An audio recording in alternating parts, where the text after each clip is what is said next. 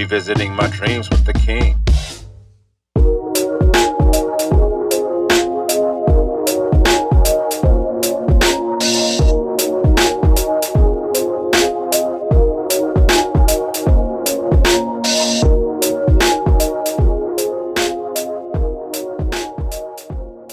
You don't see the door in the background. I could see the silhouette of the birds a little bit, and the silhouette of the mirror look like a sun. It's pretty dope looking. Okay. Yep. All right, Jason, man, how you been, bro? Man, I've been good, Johnny. I've been really good, man. Yeah, Definitely can't complain, man. for sure, man. I've been watching you on Facebook. I don't know if you're on IG, but I've been seeing all of your posts on Facebook, and for a couple of years, bro, I've been watching them videos you casting, and seeing you pulling them big old monsters up out the water, man. Yeah, man. That's my passion, man. You know what I'm saying? I mean, I love fishing. It's interesting that I didn't really grow up fishing a lot, but I've really developed a passion for in adulthood, especially after I was done playing ball. So yeah, man, that's my thing. Yeah, for sure. I can tell, man. It's definitely a passion. We're gonna get into it, man.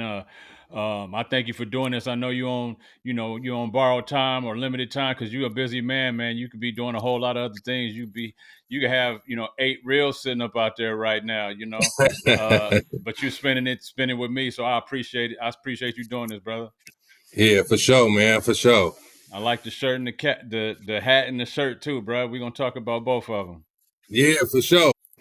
Man, I'm juiced, man. It's been a while. You know what I'm saying? So For I'm sure. I'm definitely happy to be on to be on your platform. And I like what you're doing. You have my one of my very good friends, Jason Shelley, on one of your podcasts. I actually talked to Jay afterwards. Um, he's like a big brother to me, man. So it was a joy watching that, and I watched a few of your other podcasts, man. I really like what you're doing, brother. Keep it moving. Thank you. So I appreciate it, man. It's brothers like you, it's people like you who inspire me to keep moving. When I see you doing what you're doing and giving your all to what you're doing, and keep on moving, it's like, okay, he doing his, I'm doing mine, and it's just inspiring, man. It's just so that's why we got you here, so we can together we can inspire each other and inspire others, bro. Absolutely. Yo, good people. Welcome to another episode of The Ride, a journey to your dreams. I'm your host, Johnny King III, aka Still Chill Leroy, and this is the Revisit Your Dreams podcast right here on the Revisit Your Dreams channel on YouTube.com. As always, we have a very special episode, a unique one a little bit today, a very special guest. I'll introduce that guest to you in just a moment, but I'd like to remind you first what we're doing here at Revisit Your Dreams. Here at Revisit Your Dreams, we provide inspiration, motivation, encouragement. We explore real life stories of trial, error, and success, and maybe even provide a few laughs along the way. My very special guest today is a native of Vallejo, California. He's currently an avid angler and savvy entrepreneur. He's an owner and proprietor of TRU Balance, a fishing rod, tackle, and apparel company out of Northern California. As you will see by some images, he's constantly pulls giant sturgeon up out of the Bay Area ocean water and has helped dozens of aspiring fishermen to increase success through product development, training, guidance, and support. As one of Vallejo's greatest athletes in the early 90s, he was highly scouted by Major League Baseball organizations in high school and was drafted out of Hogan High School by the Texas Rangers. He also spent time professionally in the Pittsburgh Pirates and Chicago Cubs organization. He is a proud graduate of Hogan Senior High School and just an all-around driven dude. Please welcome my very special guest, another homie from the V, Jason Johnson. Welcome to the show. Man, thank you, Johnny. That was dope. You know what I'm saying? I haven't had an intro like that in a while, man. I definitely appreciate you. For sure, man. I appreciate you doing this. I appreciate you being here. And audience, I appreciate you and thank you for being here and tuning in to this episode. I know you're going to get something out of it. Stay tuned. There's going to be a lot of questions and a lot of answers to these questions that's going to probably intrigue you because my guest is done something or is doing something that is very intriguing. If you saw the thumbnail before you came to this episode, you'll see that this man holds these big, huge, giant, prehistoric looking fish that he pulls up out of Bay Area ocean water, and we're gonna tap into that and get into it, plus a little bit more into his baseball career, his athletic career, and a little bit more about our hometown of Vallejo. So I'd like to start each episode by letting the audience know how I know each guest. Each guest is someone that I know personally, somebody that I had relationships with in the past. Some people I know more than others. Jason Johnson is somebody I know from Vallejo, from particularly from baseball, playing sports around the city. In high school, I remember him, being a standout baseball player at our rival school, Hogan High School. And I don't have very many Hogan High School athletes that come on to this show. So we're going to give Jason an opportunity to really talk about Hogan High School and some of the, premier athletes like himself that also came out of that school. But Jason, any feedback that you have on anything about Vallejo? Because I wanted to say this too. When athletes are dominant in Vallejo, you come to know who they are, even if they didn't go to your same high school, even if they didn't come from your same neighborhood. You come to know who those dominant athletes are. So I knew about Jason Johnson before I knew Jason Johnson. So that's why he's on this podcast. Any feedback you have, Jason? Yeah, man. I mean, Vallejo. First of all, I love Vallejo. That's why I'm wearing the hat right now. Johnny, you love Vallejo as well. But I was born into this. Like, my dad was a baseball coach at Wilson Park Little League, Deluxe Shoes. He was also one of the All-Star coaches. So, me and my brother are 10 years apart. My brother Darren Johnson. And so, when my dad was coaching, my brother in Little League, all these guys would come spend the night at the house because my dad was, was that dude. I mean, he was a father figure to a lot of guys. And he was just a hell of a baseball coach. So, from Steve McCoy to Dito Ford, my brother Darren Johnson, Donald Ray, Kevin Dean, Tony Longmire. I mean, at one point, my dad had probably 4 or 5 guys on one little league team actually go on to get drafted, and one of them went on to play in the major leagues, and that's Tony Longmire. So, Yeah. as well as a first round pick, Kevin Dean. Kevin Dean. And so yeah, man. I mean, and not only that, like in the All Stars, we got guys like Stevie Brown, obviously Tone and Kev. E40 actually was on my dad's All Star team. That's I got a dope. picture with him. You know what I'm saying, with the afro. So 40 wasn't lying Who'd when have he ever told you, thought that Earl man, on on the the pictures, pictures, man, man, with a with the curl? curl. And I see he didn't have a curl when I seen it. It was a fro, but I'm sure at some point it turned into a curl. Yeah, that's for sure, man. We gonna get more into that. That's dope, man. Hey, and shout out to your father. Having a major impact around the city. Vallejo is a baseball factory. I had Montre Everett on my podcast early on when I first started Absolutely. doing this, Montre. and yeah, and he labeled it. Vallejo's a baseball factory, and when you think about it, like we get football athletes to come out of there, we get basketball athletes out of there, but baseball is the prime sport in the city of Vallejo in terms of producing consistent quality high level athletes. At least it was in the 90s, in the 80s. Absolutely. um, Man, let's get to the topic at hand, brother. People see there's images on the thumbnail, and it's like, yeah, we talking about baseball, but I tuned in because I saw those big old fish that he's holding. What's up with that?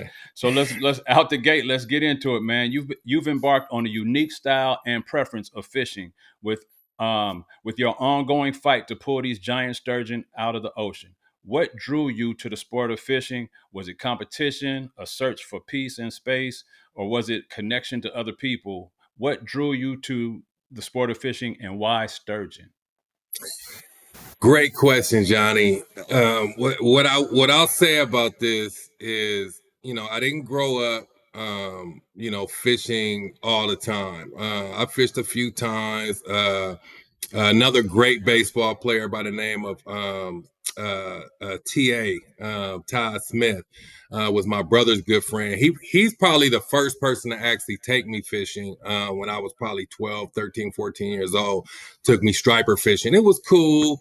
We caught fish, but I still wasn't into it. It wasn't until after I was done playing baseball professionally that my buddy had asked me, "Hey, you want to jump on a boat?" And I was like, "Yeah, I'll jump on." And so I get on the boat, and I end up hooking into a sturgeon, and just the sheer power fight.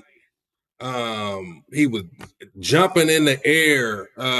It just captured me, man. And it turned from a hobby to a really deep passion for me, and it's almost like a therapy for me. And so that's kind of how I got into it. You know, uh, uh, a lot of people do it, but you have to really know what you're doing and study in order to have a lot of success doing it. And I've studied it. I call myself a sturgeon nerd because I've researched, I've talked to charter boat captains. I've developed techniques from other guys that do other types of fishing, like tuna fishing, because those are bigger fish. So, what type of line do you use for that? How can I incorporate that into what I do? With sturgeon fishing, and so. Yeah, I got to give it up to my buddy. He was the best man at my wedding, LaGuam Jordan, my boy Guami, and he's the one who got me on the boat that day, and ever since then I just been locked in. And it got to the point where, and I'm not trying to toot my own horn or nothing, man, but it got to the point where when we would go on the boat, we would catch them so much, it was cool, and I still loved every minute of it, but I was still seeking more of a challenge. And so that's when I started going off the piers and off the bank, and looking at the landscape and looking at Google Earth, and trying to really just perfect my craft, man, to be, one of the best. And we from Vallejo, so of course That's it. we compete. So Yeah. it's in me, not on me. I mean, that's just what we do is we compete. And Solid. one thing that I'll say, about competing is like playing and being in a game is how you learn to compete. But how you get better is by practicing and researching and that kind of stuff. And Mhm. yeah, man, I'm really into it. I'm really passionate about it, and that's how I got into it. Man, it's so fun to watch, to see those images, to see the videos, and now that you've taken on your videos even to another level by adding music, and some effects to it and things like that. And I think that's so dope. It's so intriguing to watch.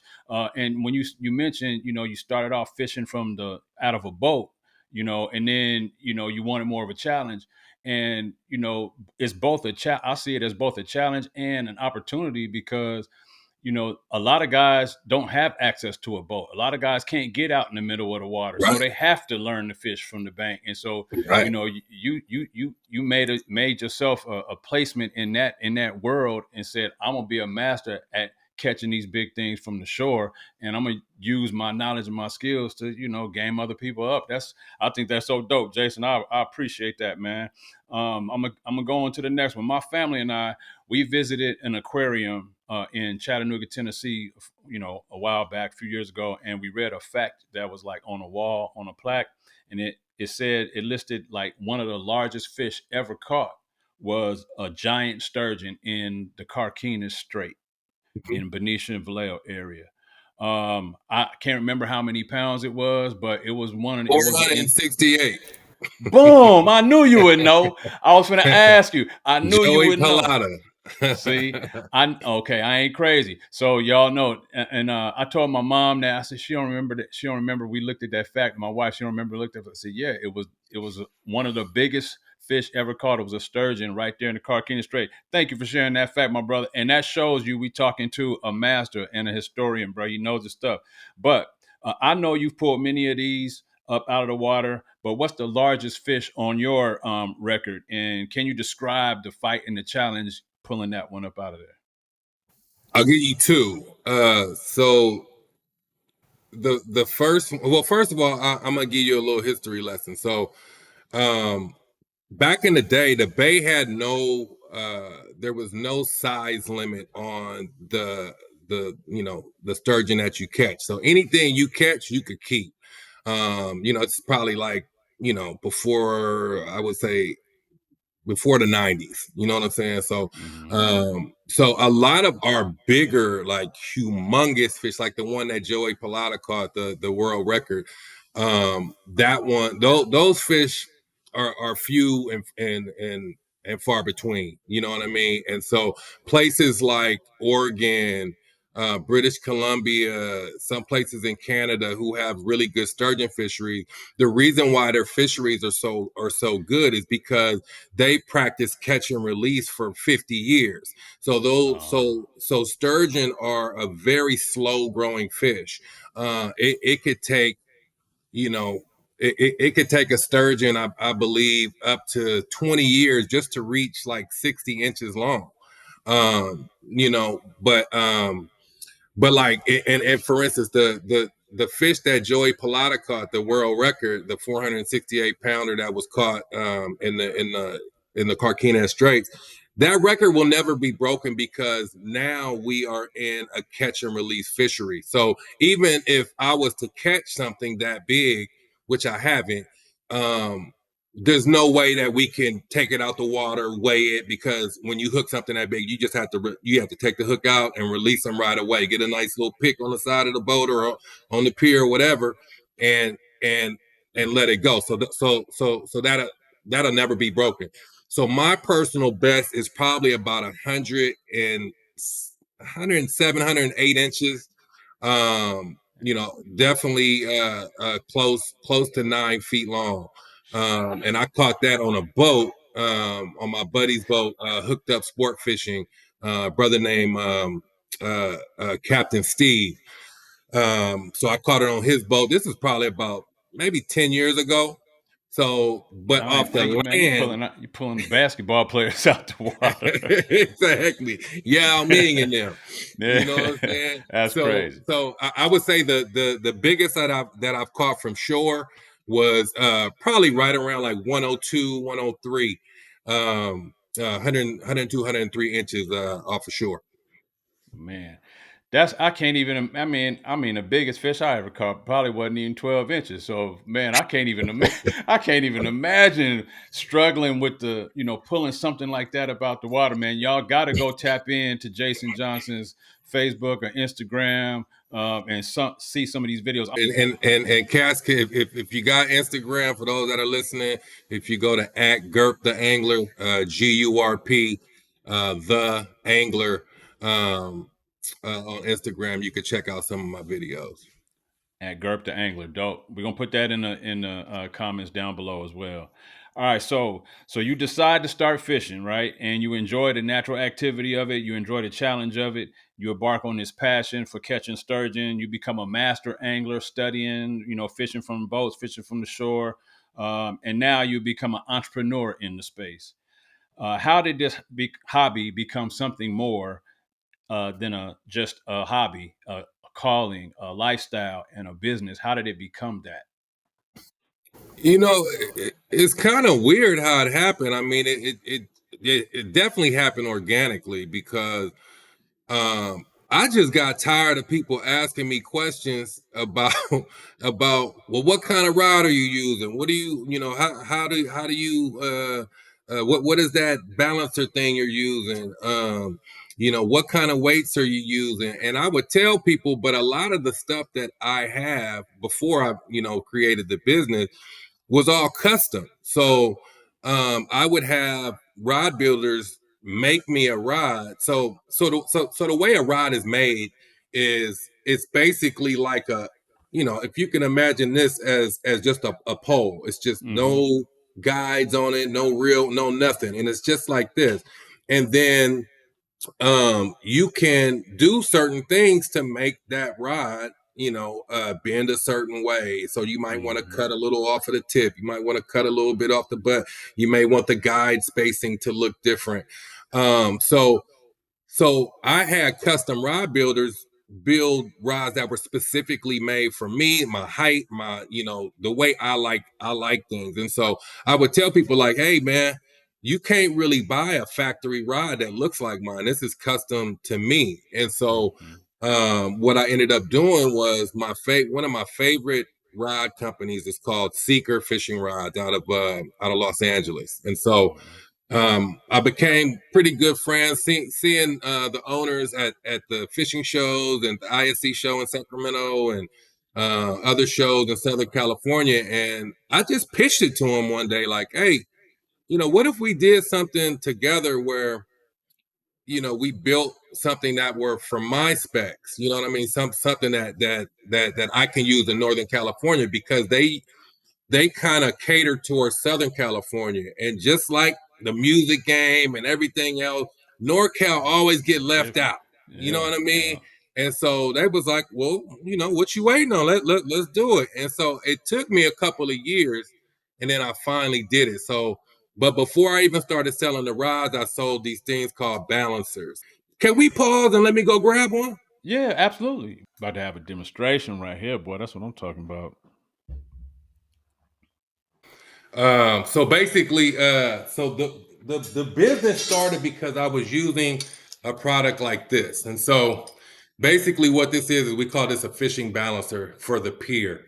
And so you connect this to the pier and your rod goes right here. And so the reason why this is so effective is because it's on. I call it like fishing for dummies. Them books that be in Barnes and Yeah, Nobles, the like yellow and black ones. Yeah, yeah, yeah, business for dummies or yeah. cooking for you know what I'm saying. And so it simplifies everything, because your sturgeon, they, even though they're so massive, they don't bite hard, because not all the time. Sometimes they will, but for the most part, it's just going to be a little doop doop doop. And when you have a fishing pole that's in a holder like this, it's almost like a teeter totter. So what it's doing is it's going like this, and that's Mm-hmm. easy to see. So if you just have your rod just leaning up against the rail like this, the fish feels the resistance, and Mm-hmm. usually it won't bite as long.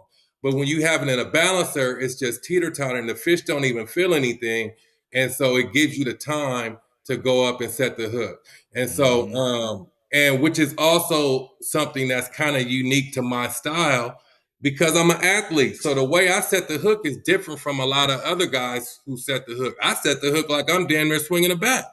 Mm-hmm. Right. Just You know saying. what I mean? It just feels natural to me. You know what Yeah. I'm saying? And so, and a sturgeon does not have teeth. You know what I mean? Its mouth is almost like a vacuum, and so Okay. it'll suck up the bait off the bottom. It'll suck it up and spit it out, suck it up and spit it out until he wants to commit to it. And so that's why the bite looks so subtle. You know what I'm saying? Mm-hmm. So yeah, man, that's so I would have people ask me, well, how can I get one? And so I talked to one of my buddies that's a welder. I said, man, let's do a quick run of like 20 of these things. And just see what happens. And man, I kid you not, I posted it on Instagram, and I'm super humble, right? So like, I don't Okay. like the videos and stuff I be posting, even before the business, was all for fun. It's just something I Yeah. enjoy to do. So I didn't know that the following, that people was really, following me like that. You know what I mean? I seen Mm-hmm. people, because sometimes people don't like the post, or what I mean. But the following was growing, and so what ended up happening was I put it on social media, and they sold out in like 6 hours. Mm. So I was like, oh shit, we might be on to something. And so Yeah. we started making more, and they would sell out. And so it got to the point where I couldn't keep them in stock. So Damn. that's when I knew I was on to something. On something. Yeah. How when was the first time you started selling, and how long have they been selling?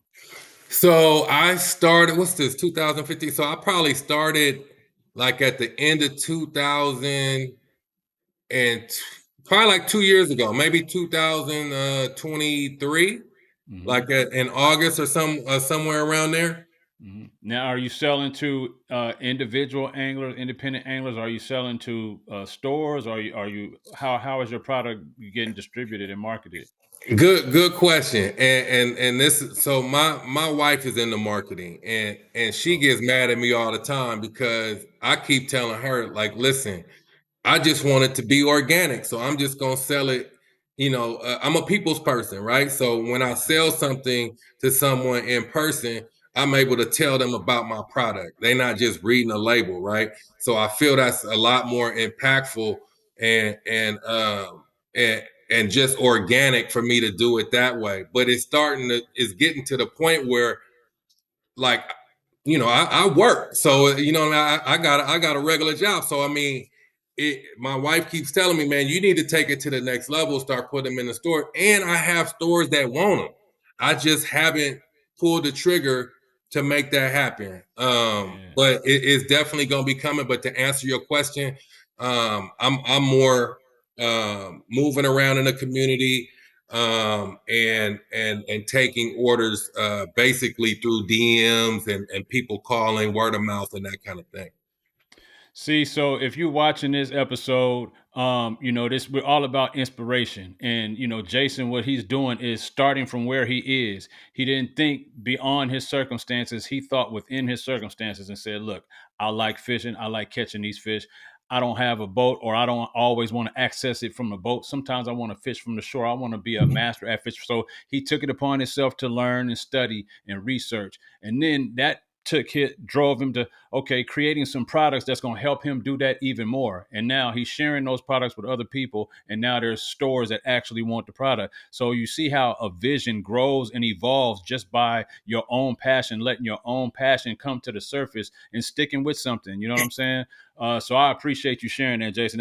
That's dope. That's very inspirational. I'm gonna give you a chance to talk a little bit more about True Balance and what your company is doing. But very interesting, very engaging.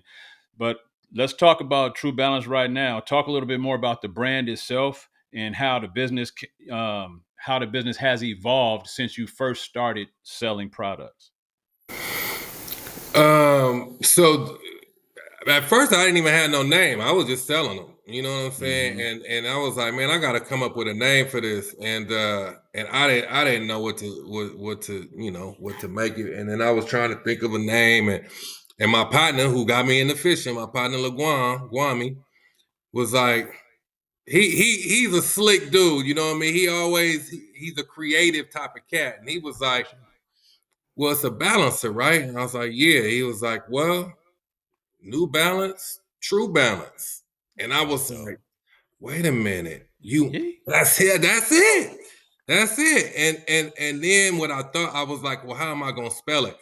And me being, hip hop head, remember old school Master P True, Yeah, true. I remember the that. group? It was spelled Exactly. TRU. And I was Mm-hmm. like, and it would be better for me to market it that way because it would be hard to patent something with TRUE, but For sure. TRU, it would I probably have a better shot at getting a domain and all of Mm-hmm. that. So that's kind of how it came about. And so it went from me, you know, you know, uh, selling just to more friends and people that I would see around just fishing to people getting at me from all over the place. You know what I mean? Mm-hmm. It hasn't really grown, I would say, outside of Northern California yet because Northern California is my home as well as this is the area that we catch sturgeon, and Sturgeon. it hasn't caught on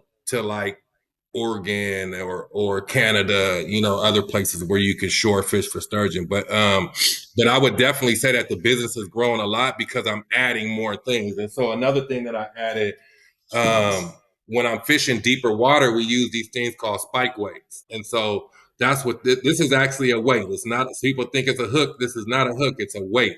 And so Okay.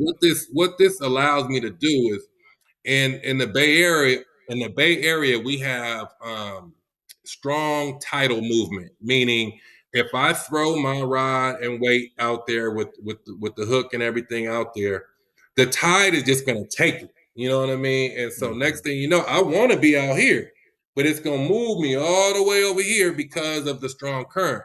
But when I cast this out there, and then I point my rod down once it hits the bottom, and I kind of move it and jig it a little bit, it'll stick in the mud out there. So now my presentation, my bait, my everything is in the center where I cast it versus which is where I'm seeing the fish jump and all, and I know where the fish are. I'm able to stay in that particular area, which increases your catch rate. You know what I'm saying? And so these are just little subtle things that I've added to my game because I didn't always do that. I used to use just the regular little pyramid weights like everybody else used, Yeah. but Is that a weight, a product that you designed? I didn't. I designed it, but it is something that's been around for years. And what I mean by that is there's different ones that look similar, but not like this. And Okay. so, and the reason my product is so dope and why it costs a little bit more than the ones that you're gonna find in the bait shop. I would buy them from the bait shop, and then one of the legs would always break off. It get rusted, and then it would break off. So I was spending more money and more money. I'm like, man, I need to make something where that's stronger. So with my weight, it'll never rust because this is 12 gauge stainless steel. And so that's why it costs a little more. But if you don't get snagged or broke off on a big fish, you'll never need to buy another one. You know what I mean? And so that's kind of my pitch, to people because a lot of a lot of bank anglers might not have a whole lot of money. That's why they own the bank. But at Yeah. the same time, what would you rather do? Would you rather invest and buy a product that's going to work, and you're going to continue to use the same one, or do you want to spend a couple dollars extra, buy it from the base shop, that one break, then go buy another one? So I mean, it's the You got to difference. keep making constant trips to the base shop, let alone Exactly. spending at the extra expense of replacing it every time. Exactly. And that's the whole point. And I think that a lot of people, are starting to understand that because this is my best selling product, Yeah. is the weights. It used to be just the balancers, but now it's definitely the weights as well as hold on.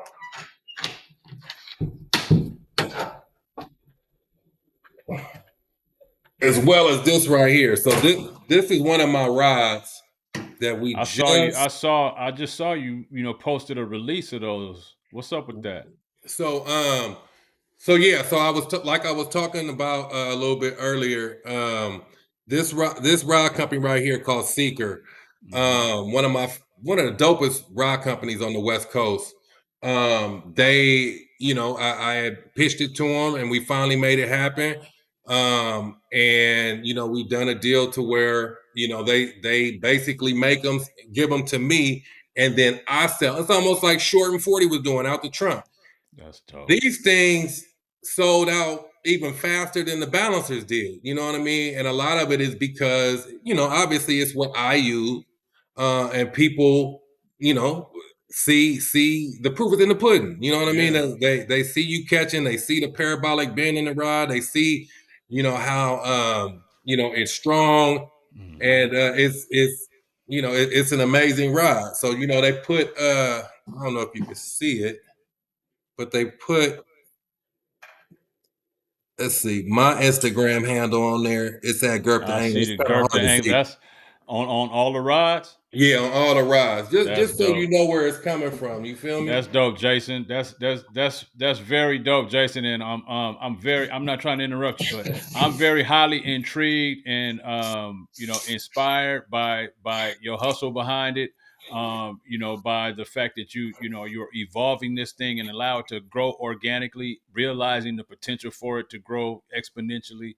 I think and it's just behind a passion, you being athletic, you loving the sport, you loving the challenge, and you finding a way to capitalize on it. I think that's dope, man. That's just very inspiring, bro. Thank you, man. Yes, sir. Yes, sir. Hey, all right. So, um, let's get into some baseball stuff, man. We get into some sports. We're gonna get a little bit back into True Balance, into your fishing journey. And for those of you watching, I hope that you're really engaged by right now, because if you tuned in because you saw the thumbnail image, you should be intrigued by this man, a black man from a small city of Vallejo. You see, your hip hop head, he a baseball player. He wasn't into fishing like that, and he just stumbled upon the love of catching sturgeon, and he took it to a whole nother level. So it shows you the power of chasing your dreams and following and pursuing, your passions diligently. But let's get into some sports stuff. Yeah, What RYD, man. For sure, for sure, for sure. Appreciate you, man. One of my very first interviews with Montre, as I told you earlier, he mentioned, he called Vallejo a baseball factory. Vallejo High had so many great athletes, especially in baseball.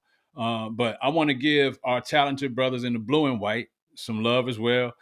Talk about your journey, your baseball journey in Vallejo, and how competitive sports was at Hogan High School, which was the only other public high school in our city at the time. Yeah. Talk about your baseball journey and how competitive sports was at Hogan High School. Man, let me tell you, baseball, first of all, baseball is a beautiful game. And Vallejo, Montre was absolutely right. Vallejo is a baseball town. And I don't know if there's statistics to back this up, but I don't care where you go in the country. Can you find another small city with 8 exits that has produced more professional baseball players? Maybe didn't make it all the way to the big leagues, like like a Tony Longmire or a CC Sabathia. Congrats to CC on his on his recent Hall of Yes, Fame induction. absolutely. But you can't find another place in the country that has produced that many professional baseball players in a short amount of time. We Mm-hmm. talking about in about 25 years from the 80s and the 90s. Mm-hmm. If somebody could find one, please tell me, and I'll go player for player. For sure. And I just I was what they call, I wasn't always the best guy. I wasn't even the best guy on my team sometimes, because I was a short little round chunky dude. You know what I mean? Mm-hmm. And I call myself a late bloomer, and like just like my brother. My brother's the late bloomer, who ended up going to St. Pat's. Then he went. He actually walked on at St. Mary's, and then was drafted by the Pittsburgh Pirates and played 3 seasons in the minor leagues. And he's been you need to have him on here, because he's my idol. I mean, that's my mentor. This dude, talk about grit and grind. This dude walked on at St. Mary's, broke all the records at St. Mary's, ended up getting drafted, played 3 years professionally, ended up getting hurt, and then focused his he always loved the game, so he became a scout, became an area scout. He did that for a while, then became the West Coast, what they call it, the West Coast supervisor, became the national cross checker, became the scouting director. He drafted Byron Buxton, center fielder for the That's dope. Twins. He's drafted over 54 players that have made it to the big league, and he's in his 33rd year with This your one older brother? organization. Yeah, with the Minnesota Twins. Darren Johnson, Wow. my big brother. Wow. And just 2 months ago, he was inducted into the Rolling something Scouting Hall of Fame. And there's only 25 scouts in this Hall of Fame, and he's one of them. And I believe he's the only brother in there. So, shout out to my, to my brother. He's the one who I watched growing up, as well as everybody that played with him: Tony, Kev, Dito, Stevie Brown, um, who else? Marcel Johnson, Mike Wallace, Rob Bernstein, Steve Shelley, John Hardy, James Slade, Ralph Dennis, Dale Hart, John Hardy. I mean, it's these is all dudes that they was older than me, so I'm watching them like I want to be like them. I want like of course everybody wants to be Mark McGuire, Jose Canseco when we was growing up, Yeah. but man, I wanted to be Chris Smith. Yeah, You know what I for mean? sure. Like I wanted to be like the dudes that was better than me, and so it was so competitive to the point where um, and I won't even talk about baseball. I was cut from one team, and that was from. And the cold part about it, the dude who cut me, it was Vic Wallace, is my cousin by of my sister Angie, and he cut me for the JV basketball team when I was at Vallejo Junior. Yeah. Broke my little heart, but yeah, I got and cut then by Vic Wallace too, so I got cut by Vic Wallace 3 times, so I don't feel bad, bro. yeah, man. So to answer your question, man, where does the competitiveness and all that come from? Is just wanting to be better, man. I remember making the JV baseball. So first of all, I grew up in Rancho. But I didn't go to Solano Junior. I ended up going to Vallejo Junior because my best friend Jason Plump, I was able to use their address, which was well, actually, it wasn't even using their address. My dad was best friends with Jason's dad, Dave Plump, who's a hell of an athlete. He's in the Vallejo Sports Hall of Fame. Yeah. And so he was a teacher there. So I was able to finagle my way to Vallejo Junior. So I had tried out in the ninth grade for the Vallejo JV baseball team, and that team was stacked. I'm talking about the varsity team was super stacked. That was the team that ended up going winning the whole thing. Yeah. Arguably the best baseball team ever. But the JV team was good too. We talking about Joel Williams. We talking about Sean Timms, Quincy. We had all of these guys, and again, me being a late bloomer, I hadn't grew yet. So like, I had good hand-eye coordination. I could throw a little bit, but they was on another level at that point. It wasn't until I got a little bit older, grew 4 or 5, 6 inches in a summer, and started developing and started really um, practicing my craft. I think a lot of times with athletes from Vallejo, hope I don't offend nobody, but I think a lot of us just went off a natural talent. Had they put a little bit more work in it behind the scenes, I think we would have saw even more professional athletes. And so, it got to the point where my dad wouldn't even let me play football, man. He was like, nah, you gonna play baseball. This you seen what your brother is doing, this what we doing. Yeah. So I never forget, he worked nights. It was a dance at Hogan. Oh no, you got a tournament this weekend. The tournament is Saturday. The dance is Friday. You ain't going. So guess what I had to do? I had to hit 200 balls off the tee and another 200 soft toss. And the cold part about it, my dad is at work. My mom is feeding me the soft toss and putting the ball on the tee. Like that. That's The how whole family that's how invested in it. dedicated, the family was to that, and Yeah. I can't thank him enough for letting me see what it is to sacrifice something in order to attain something bigger. Yeah, yeah. I mean, Vallejo exactly was that. Like it was a hotbed for baseball everywhere. Everywhere you went, every park, north, east, west, south Vallejo, all of the little league when it was all star time. I mean, it was so many of y'all. I played on that same team with you guys when you was, I think, in ninth grade. I was in 10th grade with Sean and Quincy and you. I remember on that squad. So you guys were better than I was. I was in 10th grade. I didn't get a chance to play baseball when I was younger. My mom wouldn't let me play. And when I moved in with my dad, 10th grade, he was like, "You can do whatever you want." So I started playing right away. But Mhm. had I had the ability, I was part of that mix early on in North Vallejo Little League. Playing t-ball and minor leagues up there with them same guys, Tata and all of them dudes. Uh, you know, Man, two T's. Tata was man, an amazing man, athlete. Tata, bro. Man, he used to gas on the mound, man. He Man, used to man, you gas on got the to mound. understand. Like, so I gave you a brief history lesson of guys that I looked up to that were a lot older than me, right? Like we talking 8 to 10 years, you know, and which kind of, you know, put that seed into me.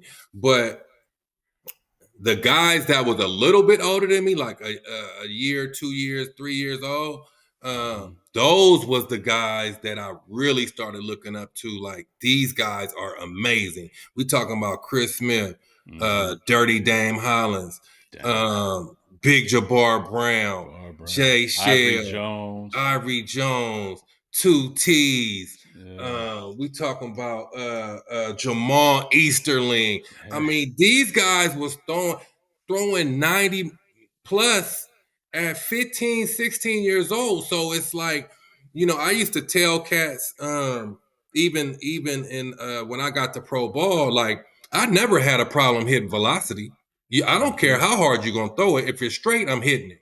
Now you throw like the Dominicans say, you throw a cambio, a change up, or a slider. Yeah, you might have a better chance they get me out. But velocity I faced it. You know what I mean? And plus, when we played in the neighborhood, when we played strikeout, we never. You never pitched from where you were supposed to. You was always pitching hella close. You know what I mean? And you So trying to everything gas was gas. somebody. Yeah. Everything was Exactly. gas. Everything was gas. So man, it was so many guys, man. You know, I feel like I'm doing people a disservice by not saying everybody, but like Cash from Hogan, you know, good friend of mine, Major Norton, aka Doobie. Dude. You know, Marcus Bishop was a great running back from Hogan. Kevin Dean from Hogan. E40 from Hogan. DeLon Stevens, Young Muggsy from Hogan. It's just and then my young guys that was my age and a little bit younger.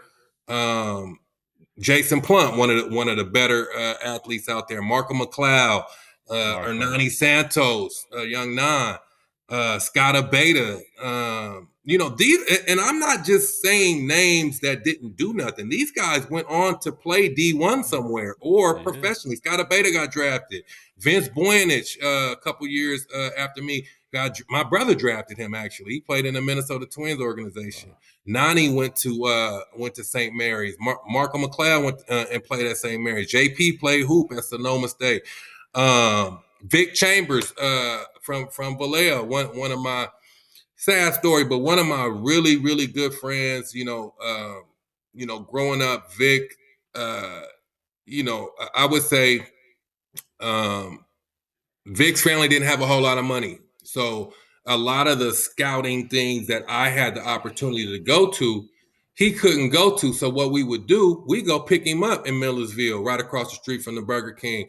And he would come to the Red Sox tryout, or not tryout, but the Red Sox camp or the Blue Jays scout team. Like we would pick him up and go. Amazing athlete. Ali Evans, my really good friend Bobby Brooks, who ended up going to Fresno State. Yeah, shout out to my guy Bobby. Yeah, number 55. Made me so mad when he blocked the punt against the Niners. I'm a Niners fan.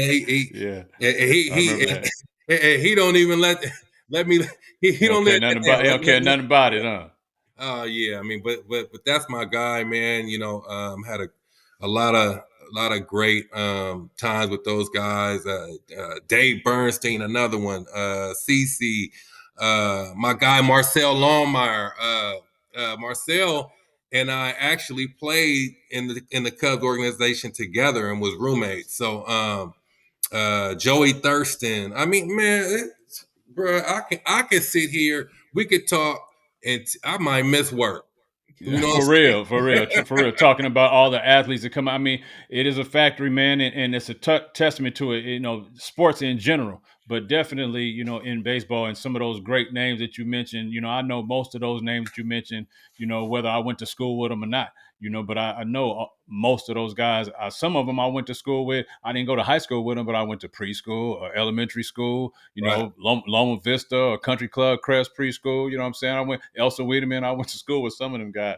But all right, with that being said, with you being one of the greatest baseball players to ever come out of Vallejo, as well, and I consider any ball player to rise above our city, to come out of high school and go into the professional ranks on any level. I consider that to be great talent, because not a lot of people will make it that far ever, and there's millions of people that play baseball every single year.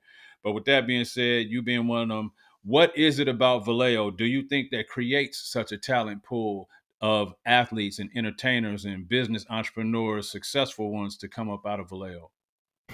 Um, just the competition. I mean, we was raised competing. You know what I mean? And we was outside. This generation now. I mean, they not outside. We was Mm-hmm. outside, and you went inside when the street lights came on. Period. Like Mm-hmm. you was outside playing black man tackle. You was outside playing hoop. You was outside playing strikeout. You was playing over the line. You was doing all that. So we didn't even know it back then, but we was competing and pushing each other. um you might even thump one one Mm-hmm. day, but we was just pushing each other. And I think that you know just kind of bred this just dog mentality in us. You know what I'm saying? And it's not, like you said, it's not just sports, it's entertainment. It's we just different, man. It's something about, we got a swag about us. It's a it's just something in us, that's a little bit different. You know what I'm saying? Like right now, I don't live in Vallejo no more. My parents still live there. I live in Oakland. I'm raising my family out here. So I love Oakland. Oakland has some some, man, Ricky Henderson and cats like that. But Yeah. in terms of like Vallejo being just this small melting pot of different races and ethnicities and cuisine and music and culture. um it just it turned us into something, amazing. And I think a lot of it has to do with um bridging the gap. I think that, especially back in the day, so those guys that I discussed in the 80s, like the Darren Johnsons, Tony Longmires, Kevin Deans, they still would go to our games and Mm. root us on and give us game. The James Slades. I mean, James Slade Mm-hmm. probably still coaching. Mm-hmm. These cats, they wanted the next generation to be just as dope as their generation. So we had older cats bringing us in. You know what I mean? Giving us the game. You know what I'm saying? And that's big, because it's hard doing it by yourself. You know what I mean? And Mm-hmm. like, and one thing I will say about young kids, and just some game and just some encouraging words.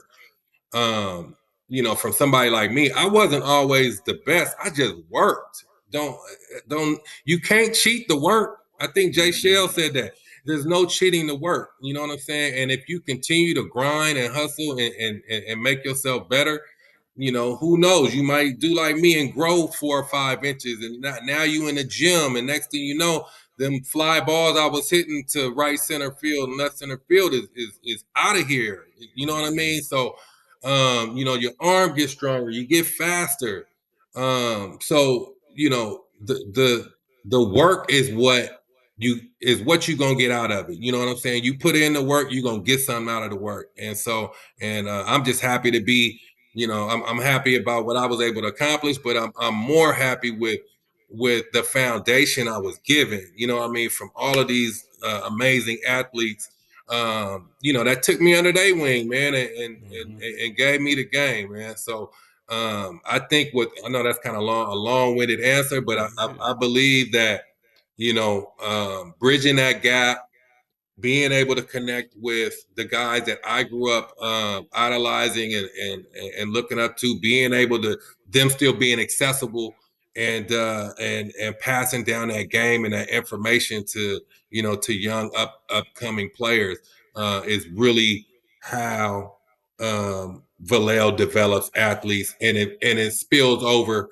to business, it spills over to entertainment, that kind of stuff. Just like 40 talk about, 40 talk about how he was in the band, but he had his uncle St. Charles gave him the game. He talks about it in his music all the time.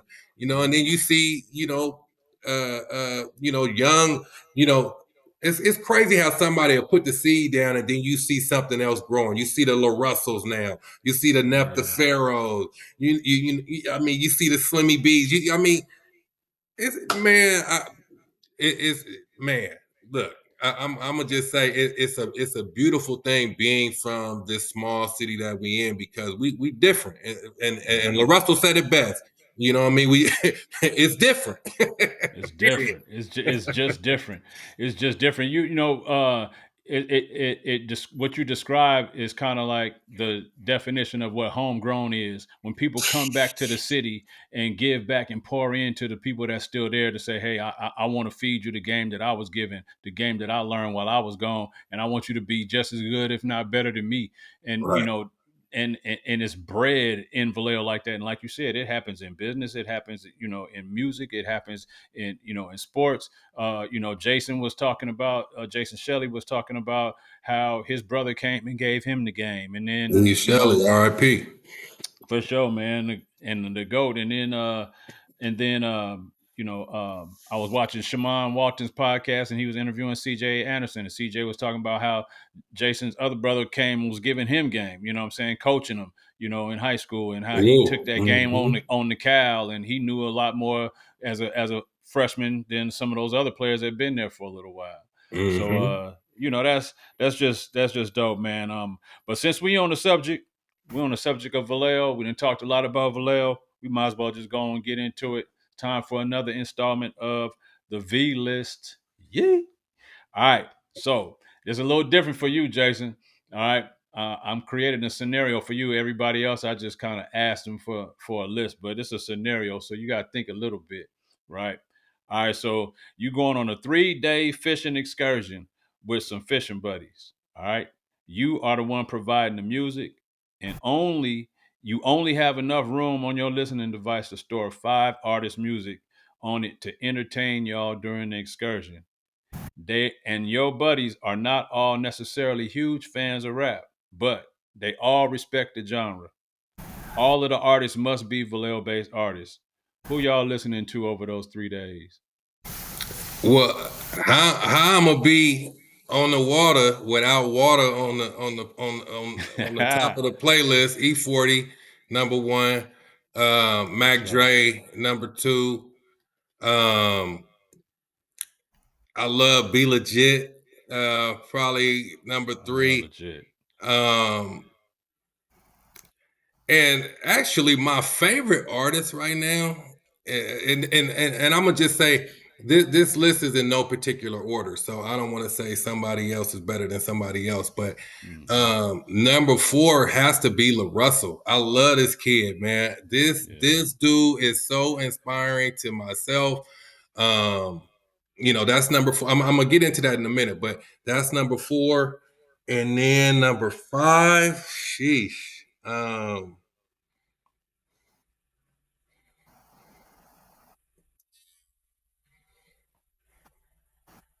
You know what? I feel like, does it have to be rap?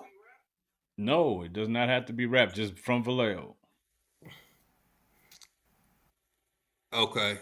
Then I would have to go with, I mean, you can't just have have that bass slapping in your ear the whole fishing day. So I'm gonna throw in some confunction. And I'm an honorable mention her. For sure. For Hmm. sure. For there are gonna be some guys with like, man, okay, the her is gonna be a break from some of the rap, but then there's gonna be some of your fishing buddies like, man, where that 40 at? Where that Dre at? Come on, man. We out here fighting these ass fish, man. Come on. You know what I'm saying? But that's Right, a that's right. a that's a dope list, and I respect the honorable mention. Like I say on most time when I do this, um, everybody has had her on the list, or at least one honorable mention, just except for one person. But everybody else had, like, you gotta, at some point, she's too talented and her sound is too smooth. Sometimes that fight, you gotta calm down after a hard fight like that. Sometimes I need to Yeah, calm down for a yeah, minute, you know what I mean? Change gears and then get exactly. back into it. You know what I'm saying? Right, right, and her music is dope, but it's not just so. Me and my wife was able to go see her in concert in front of an orchestra. And Oh, that's dope. so the orchestra, and this was at the Hollywood Bowl in Los Angeles. And so when we saw her, she performed a couple of songs with an orchestra, then the orchestra left, and then she proceeded to put on one of the dopest concerts I've ever seen. But it was because of how she did it. She played three different instruments while she's performing. She played the guitar. She jumped on the piano. I think she jumped on. She might have played the bass. I don't know. And It it was was just her on the amazing. stage. Yes, it was just her. It was just Wow. her, and she was able. It just shows you how talented she was or she is. And whatever her mom and dad, poured into her was just, man, it's crazy because she could sing, she could play instruments, she could write music. I heard that she was affiliated with Alicia Keys at one point early on in her career. But yeah, man. And one thing before we go to the next subject that I want to say about LaRussell is this dude inspires me every day. Mhm. Because and he's probably one of the few artists I would say in the country whose fan base could go from 70 years old to 3 years old. I'll be seeing Facts. little kids on Facts. stage reciting his music. Shit, I'm gonna be 50 next year. I love his music. I know cats older than me that that love his music. So he has this huge range of age groups that just love his music, and I like his business, how business savvy he is, as well as how he pushes his social media. Presence, which I've kind of took a couple of things from because he always talks about providing content and content is you could do content every day if you want. So like he is like take your content and spread it out, and which is what I'll do sometimes where you'll see me post a fish, me catching a fish. I done caught 4 or 5 fish that day, but I'm only posting one. You know what I Yeah, mean? So I'll have something to post, some more content later on, down the road. for sure. So yeah, and I learned that from LaRussell. I mean, he's an amazing young man. Yeah, man. Shout out to LaRussell, man. I agree. Very talented, very gifted, very creative, and very innovative with how he approaches business, how he approaches his fan base. He understands. He's like, just like you. He studies his fan. He knows who is listening and who's not. He knows where to go and where not to go, and he's capitalizing on it. You know what I mean? And he did it homegrown. Like, he didn't have to go outside of his home, his childhood home, really, to get his career jumping off. Man, talk You know about what I it. mean? Just straight homegrown, and then that's just the epitome of that. Like you said in Vallejo, it's not owners, it's in us. That's just the epitome of it right there. And when you hear me and us and people from Vallejo bragging and talking about Vallejo, we don't think we're better than anybody. We just proud of who we are. And it's like David and Goliath story. Yeah, Everybody celebrates David because he defeated the giant. Well, we David every day. We had to be David every day. We still right. David. No matter how much we do, people in Oakland still hollering, but what about Oakland though? Oakland, you know what I mean? And no disrespect to Oakland, because we're the little brothers or sisters or cousins or whatever you want to call us to Oakland, and we share a lot of similarities and a lot of interests. But Vallejo has done it on its own. You know what I mean? Yeah, I mean, we just Oakland actually is very similar. They're very prideful about their city. I will say that my mom is from Oakland, Mm-hmm. and she went to Oakland Tech. She actually Mm-hmm. went to school with the Pointer Sisters. Oh, that's dope. But my dad is from Vallejo. They ended up meeting. My dad convinced her we gonna raise our family in Vallejo. They started off in Millersville off Ohio Street, and then when I was born, we moved to Rancho. And then when I was 15, we ended up moving to Glen Cove. And so, I'm saying that to say, man, when my teammates used to hate me in pro ball because I would only bump Vallejo music, and this is back with tapes and CDs that just came out. Yeah, So don't let me get the CD thing in the clubhouse because all I'm yeah. bumping is music they ain't ever heard of because I'm playing with guys from the Dominican Republic, Puerto Rico, Chicago, down south, everywhere. Mm-hmm. And so, everybody want to play their different music, but I'm like, man, I'm from Vallejo. Like this, what we listening to. You know what I'm saying? For sure. And I actually put a lot of people on, to cast like, 40 and Bila, Mac Dre back in the day. Yeah. To Your all story. my teammates, any of my teammates, old school teammates back in the day with the Rangers or the Cubs, I put you on 40 and Dre. For sure. And hey, and your story in terms of that sounds like mine. When I went to Tennessee State University in 1992, I had Mac Dre with me. I had E40 with me. I had Mac Mall with me. And you know what I'm saying? And and they didn't the same thing. They coming with the music from Memphis, coming with their music from Chicago, coming with their music from Atlanta. You know what I'm saying? And people from everywhere. And I was slapping E40. You come in my room, you're gonna hear Mac Dre and E40. What's this? Yeah, y'all don't know about it. And to this day now, and with all due respect, to this day now, most of those guys will say to you, man, the first person that put me on the E40 was Johnny King. First put me on the Mac Dre was Johnny King, man. I Yes, ain't know sir. nothing about it, man. I didn't know who he was, and all of a sudden look at him now. So, man, that's dope, man. Yes, We sir. getting we getting close to the end, brother. It's been fun, Jason. Man, I really enjoyed it. We're not done quite yet, but it's been fun. You tapped on this a little bit, but I'm gonna ask you this a little in a different way. Okay. All right. I'm gonna put you on the spot a little bit. If you were talking to a room of business sales professionals, how might you encourage or motivate them using analogies from the sport and skill of fishing? Repeat that question for me again. All right. If you were talking to a room of business sales professionals, how might you encourage or motivate them using analogies from the sport and skill of fishing?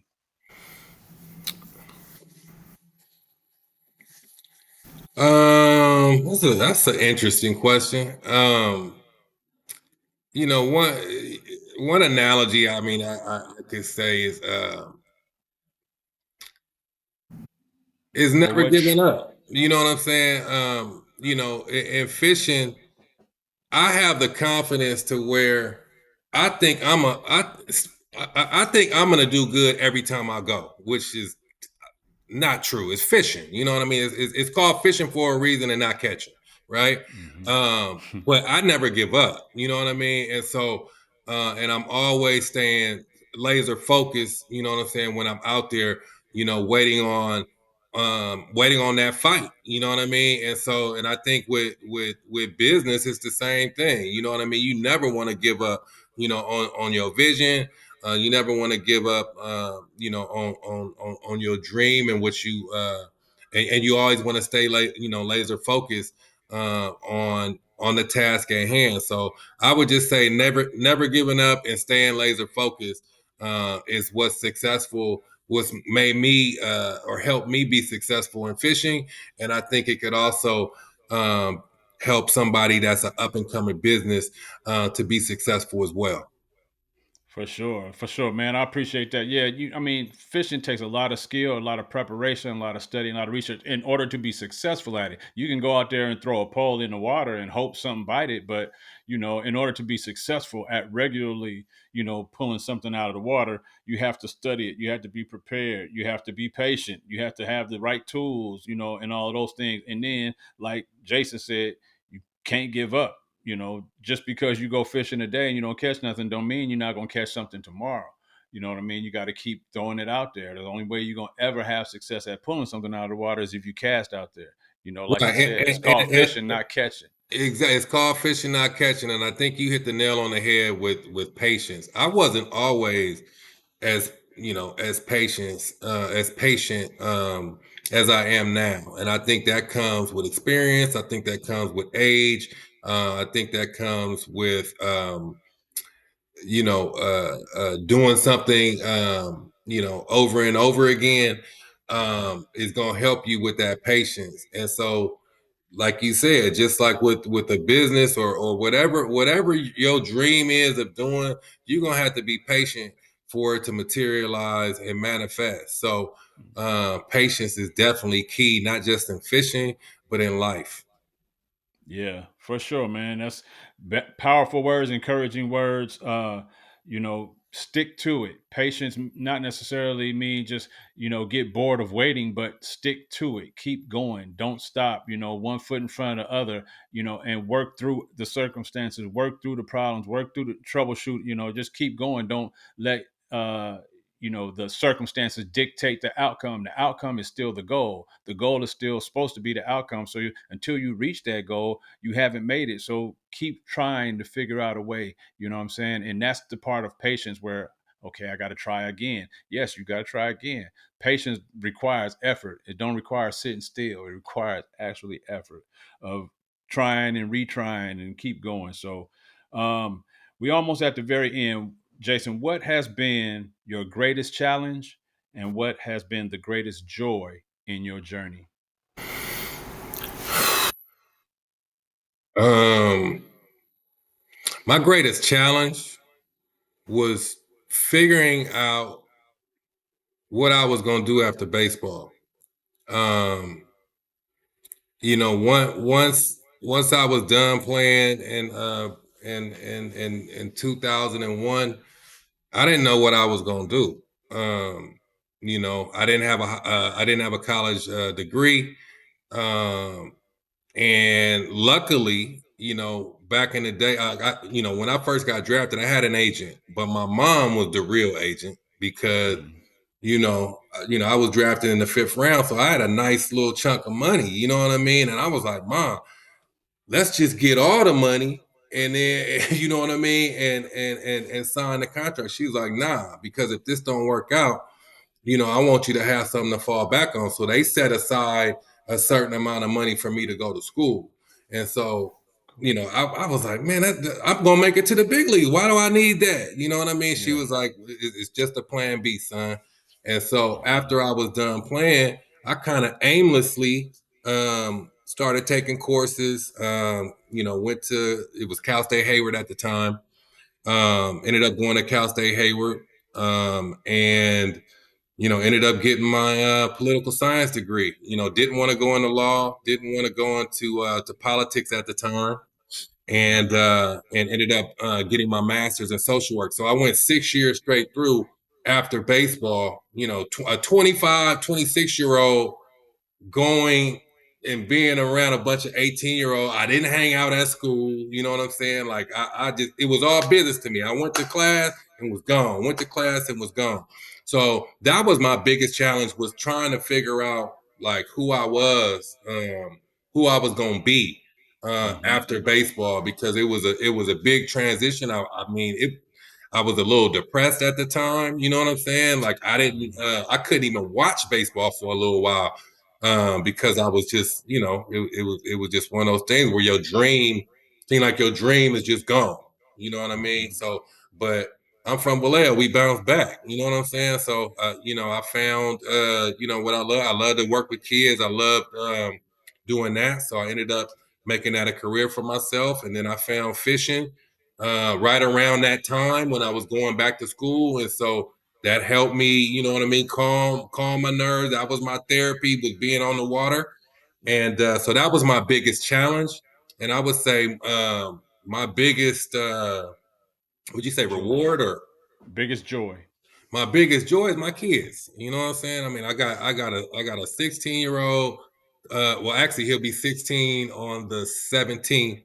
My 16-year-old son, and I got a 19-year-old daughter. Those are my biggest, best accomplishments. Yeah. In life. You know what I mean? My son goes to Bishop O'Dowd. He plays football. He plays basketball.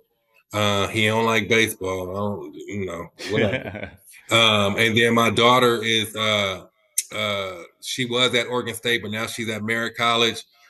She's actually a dope up and coming angler herself. That's my Yeah. road dog when I go fishing sometimes. So when she's not busy, and she loves fishing. My son, he'll come out with me, but he don't have that passion like my daughter does. You know, my daughter actually is thinking about getting into what is she getting into? Not oceanography, but uh, I forget the name of it. But anyway, it's gonna be something to do with water, and the environment. So Yeah. so yeah, man, those are my biggest joys, man. Yeah, man, dope. Definitely your children are always gonna be a joy. And shout out to your son at Bishop O'Dowd and your daughter who's, a road dog with you fishing. I've seen a few pictures, her holding up some fish too that she might have pulled up out the water. I was like, man, she's already got me beat. I've been here for 50 years. I ain't pulled up nothing half that size out the water yet. So that's So that's like, when dope. you come back, it's on. For sure, for sure. I'm gonna hit you up and like we gonna go on. I can't get on no boats. I gotta do from the shore. That's I fun. get motion. I get motion sickness, but we'll do it from the pier for sure. Yes, sir. For Yes, sure, sir. man. And that challenge, man. We didn't talk about that earlier, and I wish I had known because that's an interesting part of your journey. You coming back from playing professional baseball, believing that with your skill and your talent, your ability, and your drafting position, that you had hopes to make it all the way to the league, and you had people in our city that come from like that's just what we do. We gonna make it to the league some kind of way, and then for you to come back not knowing what to do, but then say, hey, your mom set aside a plan for some cash and some money for you to be able to finance your education and go back to school and get your bachelor's and then your master's. That's a whole nother level of your journey, Jason, that we did not talk about, and a whole nother inspirational part of your journey that I think people would miss if we didn't talk about it. And because you're taking now that hard earned that learned effort of practice and dedication on a baseball field, and you're applying it to the books. Saying you kept it business. You went to school, came home, went to school, came home.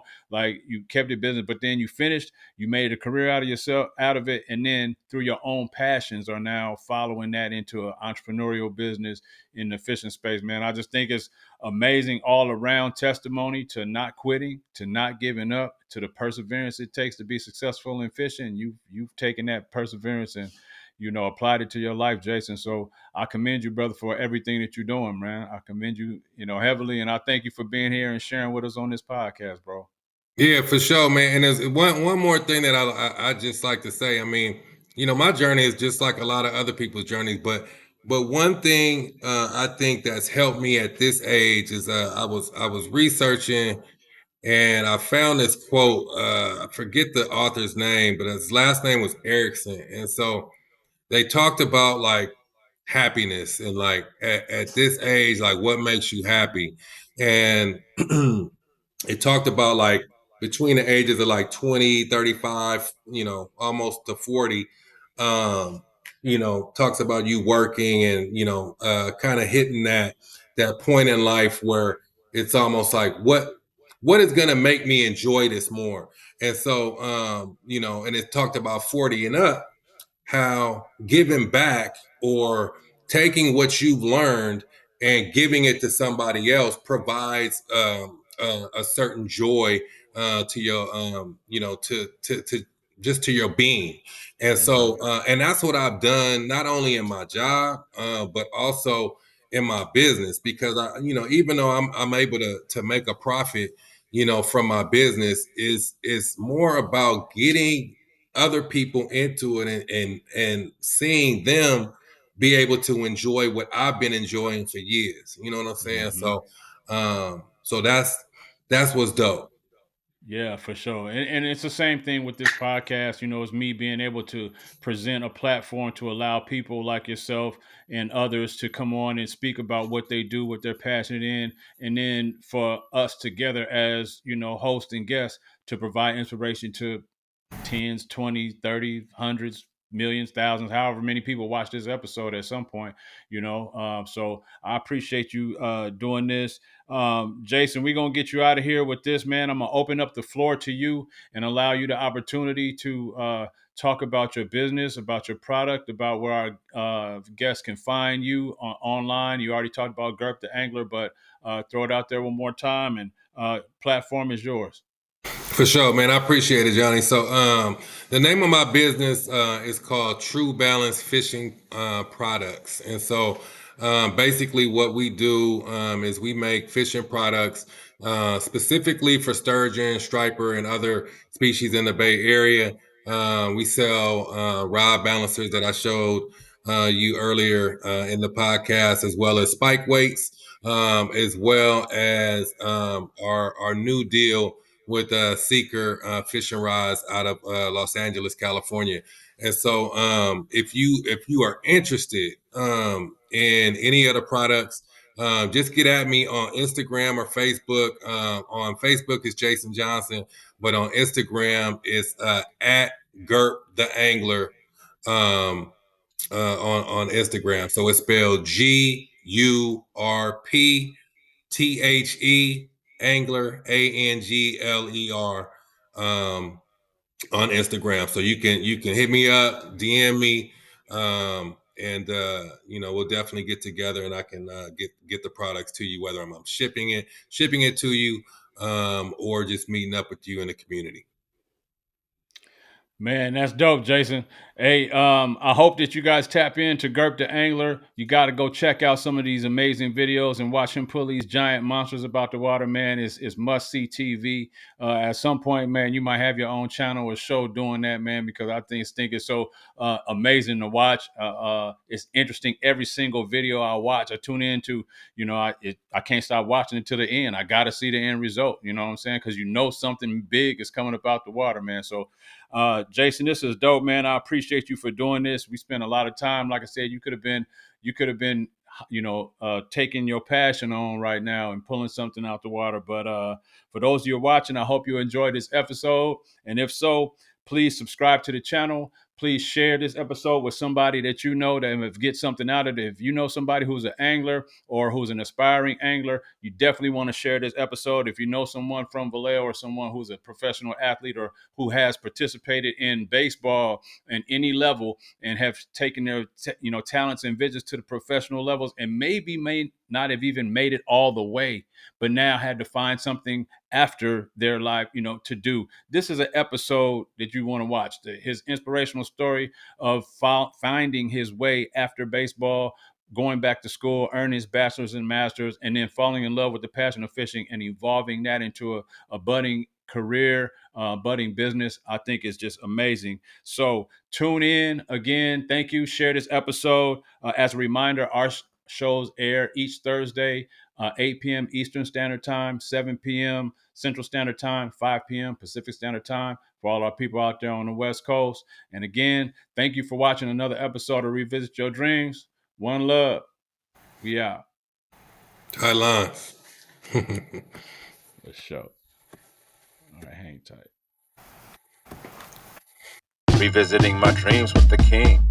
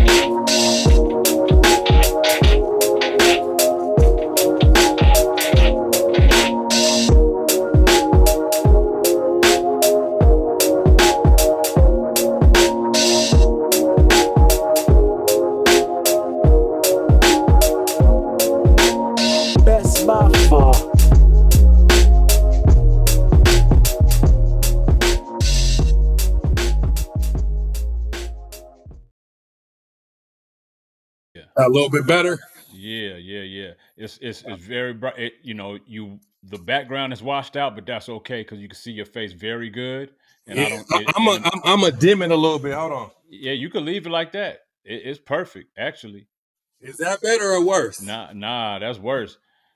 Yeah, leave it like that. Okay. Yeah, because I can see your face very clear. It's an outline, and yeah. For sure, man. I gotta make sure you can see this. Hold on. All right. You know, it's kind of tough in here. Got this damn glare. Yeah, when you get like every time you get up, you can see it very clearly. I see True Balance. Yeah. Yeah, I Let's can see see. if that helps at all. Okay, here we Yeah, go. that's straight. Yeah, Okay. yep. True Balance Fishing Balancers. Yep, Yes, sir. Yes, yep. sir. That's dope, man. Hey, let's get into it. We're gonna give you a chance to run everything you want to talk about, and I got some good questions for you. We're gonna talk about fishing. We're gonna talk about how you got into it. We're gonna talk about baseball, a little bit about Vallejo, and have some fun with it, man. We Okay. keep go Hold on ahead. one We second. good? Yeah, Okay. we good.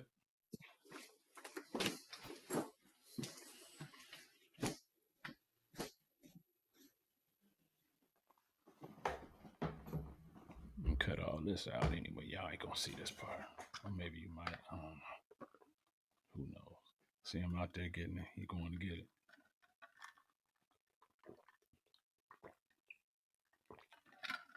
Told y'all, man. Y'all need to go check out Gurp the Angler on IG. GURP the Angler. Um, man, dude be pulling these big, huge, giant fish out the water. Um, the fight that he has with them, and when he finally get them up out the water, get them on this boat or get them off the shore. I mean, it's crazy, how consistently he's able to do that. These things aren't easy to catch. I mean, they stay low, and these things are smart. They get so big because they've been living in the ocean for so long without getting caught and pulled up out of there. So, man, bruh, that's a fight. I want that thrill one day, but boy, that's got to be a fight to pull a 107-inch sturgeon out the water, a 9-foot sturgeon out the water, a fish as long as Yao Ming. Come on, man. Longer than KD? Come on, man. That's crazy. That's crazy. Shout out to the homie Jace. Hey, Vallejo, we do it, man. We do everything in Vallejo. We do everything in Vallejo. It ain't just music. It's not just sports. It ain't just business. Fishing and business. We do it all in Vallejo.